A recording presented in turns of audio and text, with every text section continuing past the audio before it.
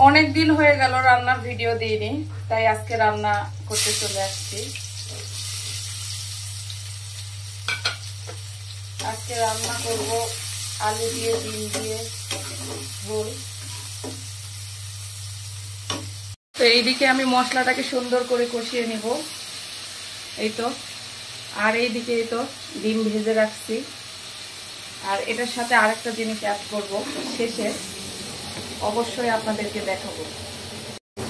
তো এই তো আলুটাকে আমি সিদ্ধ করে নিয়ে এই তো ভেঙে নিছি, এখন আলুটা দিয়ে দিব।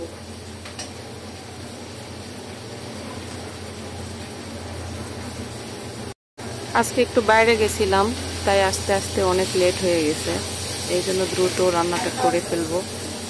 একটাই রান্না করব।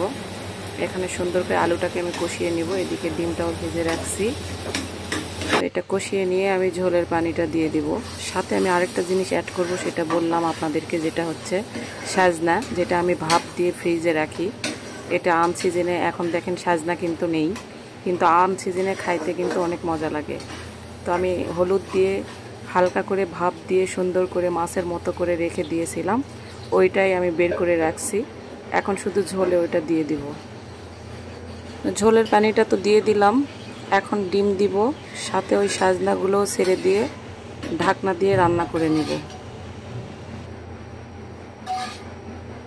সাজনাগুলো আমি বের করে রাখছিলাম, এখানে আমি এখন দেখাবো। দেখেন সাজনাগুলো কেমন, একদম পুরোপুরি গোটা গোটাই আছে, না ভেঙে গেছে, না ওর মানে কিছু নষ্ট হয়েছে।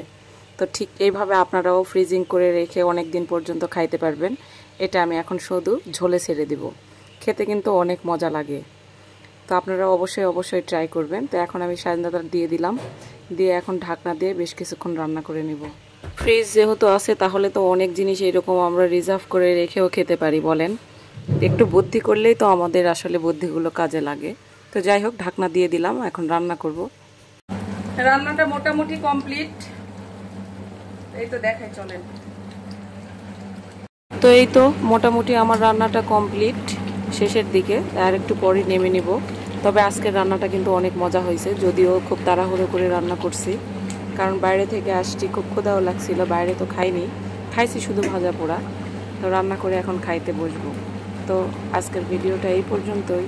ভালো লেগে থাকলে অবশ্যই কিন্তু ভালোবেসে পাশে থাকবেন, সাপোর্ট করবেন। সবাই অনেক অনেক বেশি ভালো থাকবেন। আর অবশ্যই কিন্তু এইভাবে রান্না করে খাওয়ার ট্রাই করবেন। আর এইভাবে ফ্রিজে সাজনা বা অনেক কিছু ফ্রিজ করে রেখে খাওয়া যায়, এটা পারলে আপনারাও ট্রাই করবেন। আল্লাহ হাফেজ।